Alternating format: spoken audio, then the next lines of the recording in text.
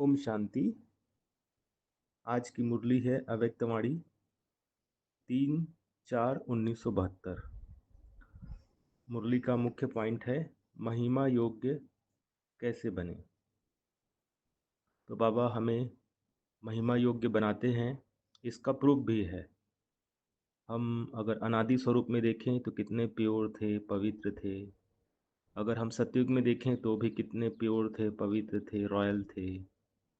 अगर हम द्वापर में भक्ति मार्ग में पूज्य स्वरूप में देखें, अपने मंदिरों में देखें, अपने स्वरूप को, देवी देवता स्वरूप को, मूर्ति को देखें और उनके सामने भक्त किस तरह से अनेक प्रकार के मनोकामना या कुछ कुछ मांग रहे हैं, रो रहे हैं, शांति देवा, शक्ति देवा। तो इस तरह से बाबा हमें प्रूफ दे रहे हैं कि आप आदिकाल, अनादिकाल और मध्यकाल में भी पूज्य स्वरूप। लेकिन ये जो इसमें भी जो मध्यकाल का जो रावण के संस्कार हैं, वो संस्कार को हमें हटाना है। उस संस्कार को अटेंशन दे के ख़त्म करना है। उस संस्कार को समझना है कि यह मेरा नहीं है। तो महिमा योग्य बनने के लिए दूसरा, हम इस दुनिया में महिमा योग्य कैसे बन सकते हैं?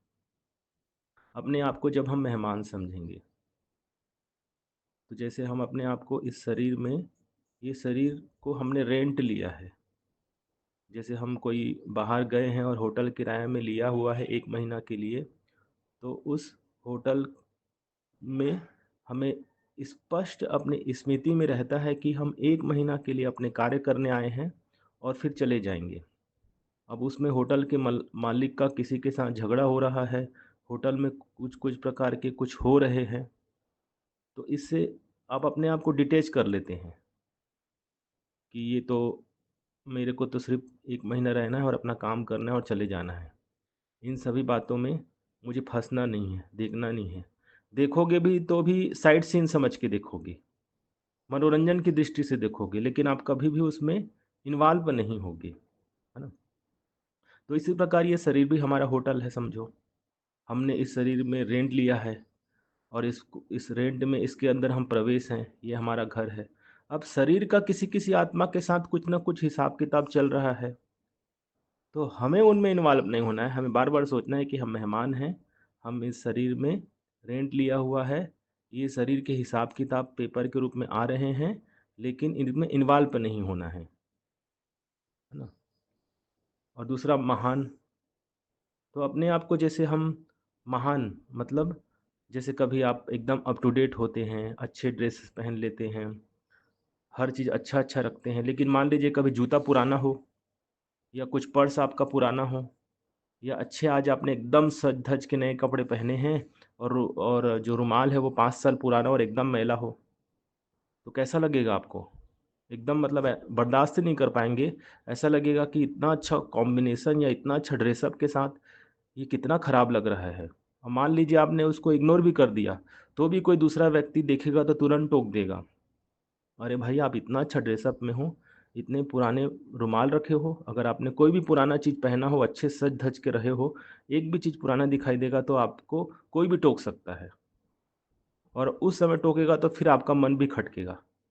तो बाबा भी यही कहते हैं कि आप महान बनने वाली आत्मा हो, तो आप मध्यकाल के संस्कार स्वभाव के प्रभाव में आकर के ऐसे सोचो नहीं, ऐसे बोलो नहीं, ऐसे करो नहीं, ये इसका टेंशन रखो, ये भी आपको बर्दाश्त नहीं होनी चाहिए।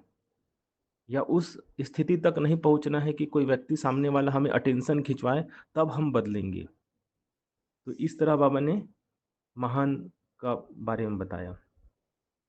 और बाबा ने फिर 6 बातें बताई हैं कि हम ब्राह्मण थे, फिर शालिग्राम थे, हमें कर्तव्य की स्मृति, समय की स्मृति, कर्म की स्मृति, वर्षा की स्मृति, कब? जब हम मेहमान और महान होते हैं, तो ये 6 स्मृतियाँ हमें रहता है।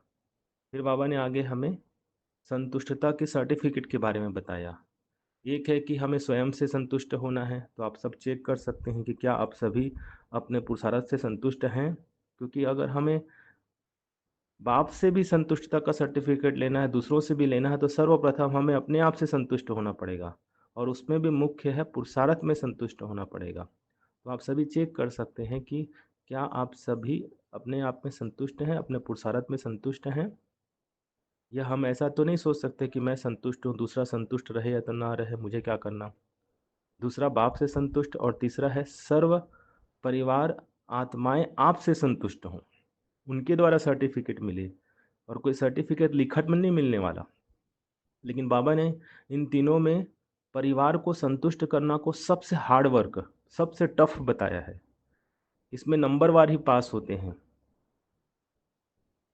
और ये जो परिवार को संतुष्ट न कर पाने के कारण भी बताया हुआ है, क्योंकि जब हम अपनी विवेक से किसी के कर्म को, किसी के व्यवहार को, किसी के बोल को, संकल्प को, कुछ भी एक्टिविटी ऐसा जो हमें पसंद नहीं आता, तो हमें वहाँ पर सहन करना चाहिए, समाना चाहिए, या उस समय कुछ देर के लिए अवॉइड करना चाहिए कि मैं इसका अटेंशन तो खिंचवाऊंगा, लेकिन समय और उस आत्मा की समर्थ वाली स्थिति को देखकर अटेंशन खिंचवाऊंगा। लेकिन हम लोग जैसे ही देखते हैं कि ये श्रीमत के खिलाफ है, श्रीमत के अनुसार इसके कर्म, बोल, व्यवहार नहीं है, तो तुरंत ही रिएक्ट कर देते हैं। और यहाँ पर वो आत्मा हमसे संतुष्ट नहीं होती, असंतुष्ट हो जाती है। हमें जैसे कई बार होता है ना, हम अपने जीवन में कहते हैं कि कुछ काम को थोड़ा देर बाद कर सकते हैं, कुछ काम को हम थोड़ी देर बाद करेंगे, और जो काम मुख्य है उसको अभी कर ले। तो उसी प्रकार जब हमें कभी लगता भी है कि किसी आत्मा को अटेंशन खिंचवाना है, तो हम थोड़ा सा ये सोच लें कि अटेंशन तो खिंचवाना है, लेकिन हम उसको बाद में खिंचवाएंगे। नहीं तो क्या होता है कि जब तक हम सोचते हैं बाद में खिंचवाएंगे, तब तक बुद्धि में वही संकल्प चल रहा है, ऐसा क्यों किया, ऐसा व्यवहार नहीं है, समय मिलेगा तो जरूर बताऊंगा, और वो संकल्प चल रहा है।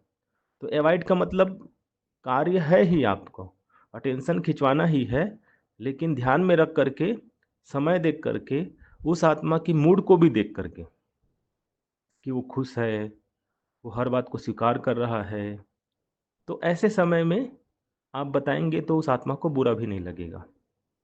लेकिन हम लोग भी अपने स्वभाव संस्कार के प्रभाव में आ जाते हैं और रिएक्ट कर देते हैं, और जो करना है वो रिस्पॉन्ड करना है, और रिस्पॉन्ड करते हैं तो उस समय वो प्रभाव नहीं रहता हमारे अंदर में। नहीं तो बहुत एक प्रेशर होता है ना, अंदर से प्रेशर जैसा लगता है कि इसको बोलना है, इसने ऐसा किया है, इसने ऐसा बोला है। लेकिन अगर हम रिस्पॉन्ड देते हैं तो वो प्रभाव खत्म हो जाता है, नॉर्मल होकर के, निसंकल्प होकर के, उसकी गलती को भूल करके, जब प्यार से और रहम के साथ शिक्षा देते हैं, तब वो आत्मा में बदलाव आता है। तो बाबा ने ये कहा कि समाने और सहन करने की शक्ति, इसको विशेष ध्यान में रखेंगे तो हम जो सर्व आत्माएं हैं उसको संतुष्ट कर सकेंगे, है ना। और बाबा ने इसी को ही कहा कि जो बाबा ने कहा ना कि गोल्डन गोल्डन में हीरे का मड़का दिखाई देगा। और वो कब दिखाई देगा?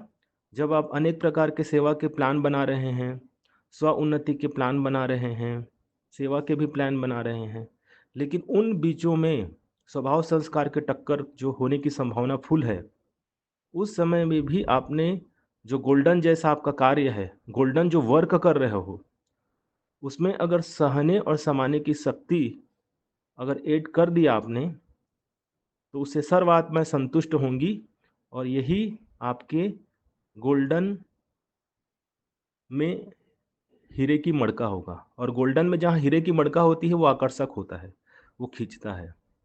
तो मैं समझता हूँ इसमें सहने और समाने की शक्ति वाली हीरा, क्योंकि इससे ही आत्माएं हमसे संतुष्ट नहीं हो पाती, और संतुष्ट नहीं होता तो आपको ध्यान में रहे कि उस स्थिति में हमारे योग भी नहीं लगता। जब कोई आत्मा हमें असंतुष्ट है तो हमें योग में भी मेहनत लग सकता है, और आत्माएं सर्व की संतुष्टता है, इट मीन्स हमें सर्व की दुआएं मिल रही है, तो हमें अपलिफ्ट मिलता है, जिससे हमारा योग में हमें मेहनत नहीं लगती, हमारा योग सहज हो जाता है। और ब्राह्मण जीवन में तो सबसे बड़ी कमाई, सबसे बड़ी जो चीज़ है कि हम जहाँ भी रहते हैं, जिन सभी के साथ रहते हैं, उन सब की संतुष्टता की सर्टिफिकेट अति आवश्यकता है। देखो, भगवान भी हमसे संतुष्ट हो सकता है, लेकिन वो भी कहता है कि आपको सर्व की संतुष्टता का सर्टिफिकेट लाना है। एटलीस्ट आप 95% लाओ। हो सकता है 5-10% अपने स्वभाव संस्कार से संतुष्ट ना भी हो, लेकिन एटलीस्ट 95% तो ज़रूर संतुष्ट करो। तो ये बहुत ही बाबा ने अटेंशन देने वाली बात खिंचवाया है, और इस बात के लिए जो विशेष हीरे मणका जो गोल्डन में लगाना है, वो सहन करना और समाना है। ओम शांति।